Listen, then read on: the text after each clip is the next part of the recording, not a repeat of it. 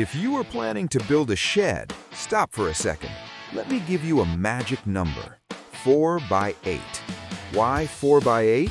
Because that is the exact size of a standard sheet of plywood, meaning less cutting, less waste, and less work for you. Today, I'm going to show you how to build a 4 by 8 lean-to shed that attaches right to your house. It's the smartest, cheapest, and fastest way to add massive storage to your home.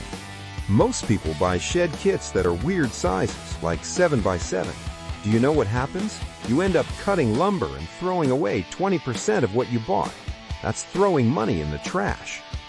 Plus, freestanding sheds take up valuable lawn space.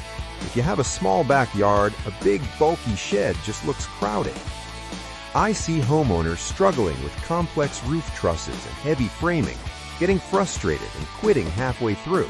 It doesn't have to be that hard. The solution is the attached lean-to design. By building against an existing wall, you save on materials for the back wall. And by using the 4 by 8 footprint, you use lumber efficiently. I found a specific set of blueprints designed exactly for this. It walks you through framing the floor, attaching the ledger board to your house, and creating a simple single-slope roof. It keeps rain away from your foundation and creates a sturdy structure that looks like part of your home, not just a box in the yard. With these plans, you can knock this project out in a single weekend. Saturday for framing, Sunday for siding and roofing.